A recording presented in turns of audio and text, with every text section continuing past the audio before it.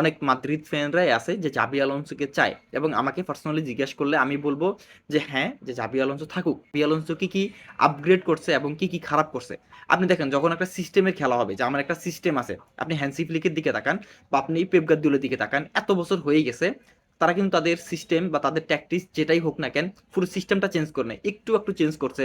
যেমন একটু যে ডিফেন্সিভ মিডে অন্য ধরনের প্লেয়ার আর উইঙ্গারদের দিয়ে অন্য কোনো কাজ করানো, লেফট ব্যাক দিয়ে যেভাবে আপগ্রেড হওয়া, অ্যাটাকে যাওয়া, ফাস্ট যাওয়া, এই সব কিছু সিস্টেমে হালকা পাতলা চেঞ্জ হইতে পারে, কিন্তু মেজর কোনো চেঞ্জ হবে না। পজিশন ফুটবল ওইটাই।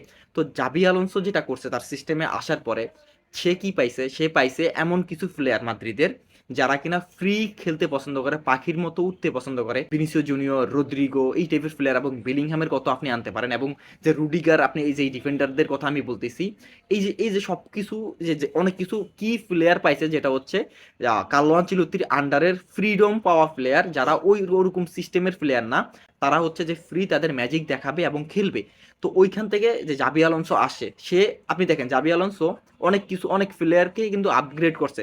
তার ভিতরে এক নম্বর হচ্ছে চুয়ামেনি, আপনি তার পাশে রাখতে পারেন কাইসুদোকে, যে তাদের পারফরমেন্স আপনি যে কোনো একজনকে পিক করতে পারবেন, কে যাকেই পিক করেন আপনি হারবেন না, আপনি জিতছেন। সেটা হচ্ছে কাইসুদো, কিন্তু আপনি জিতছেন, আপনি যদি চুয়ামেনিকে নেন তাও জিতছেন। চুয়ামেনির ডিফেন্সিভ অ্যাওয়ারনেস এবং ডিফেন্সিভলি ও যেভাবে নিজেকে এই সিস্টেমের ভিতরে নিছে, বেস্ট প্লেয়ার চুয়ামেনি। তো চুয়ামেনিকে এত বেশি আপগ্রেড করছে যেটা কিনা কার্লো আনচেলত্তি করতে পারে নাই। আদ্যগুলার কিন্তু কার্লো আনচেলত্তির আন্ডারের প্লেয়ার না, মানে ওই সিস্টেমের প্লেয়ার না, ও কিন্তু এই টিমেরই এবং সেভাবে ওয়ার্কআউট করতেছে। এবং আমরা দেখতে পাইছি আদ্যগুলার থেকে এই সিজনের অনেক বড় একটা সময় ভালো পারফরমেন্স পাওয়া গেছে। সবচাইতে বড় পরিবর্তন আপনি কিলিয়ান এমবাপ্পের কথা চিন্তা করেন, যেভাবে লো ব্লক ডিফেন্সের বিপক্ষে ও খেলে, যেভাবে টেকনিক্যালি ও নিজেকে আরো বেশি সাউন্ড করছে, যেটা আমরা পিএসজিতে দেখতে পারি নাই, যেটা আমরা ফ্রান্স ন্যাশনাল টিমেও দেখতে পারি নাই। গোল কিন্তু কিলিয়ান এমবাপ্পে সবসময় পাইছে, কিন্তু এখন যেভাবে নিজেকে গেমের ভিতরে ইনভলভ করে, এটা এই জাবি আলোনসোই করছে। সবচেয়ে বড় যেই বিষয়গুলো আপনি দেখতে পারবেন সেটা হচ্ছে ডিন হুইসেন এবং ক্যারেরাস, সে যেভাবে এই দুইজনকে সিস্টেমের ভিতরে আনছে এবং তার সিস্টেম অনেকটা ওয়ার্কআউট করছে।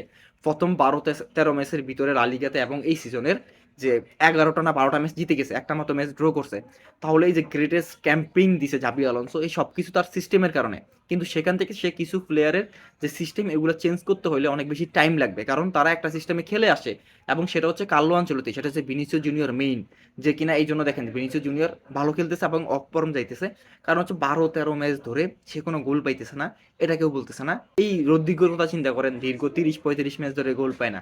তো এই যে সিস্টেমের কিছু প্লেয়ার এবং বেলিংহামের পারফরমেন্স ডাউন যেতেছে, তাদের তাদেরকে ইমপ্লিমেন্ট করতে হলে, তাদেরকে আরো বেশি আপগ্রেড করতে হলে, টেকনিক্যালি যে এই সিস্টেমের সাথে নিতে হলে একটু টাইম লাগবে। এই কারণে জাবি আলোনসো কিছুটা পিছনে পড়তেছে।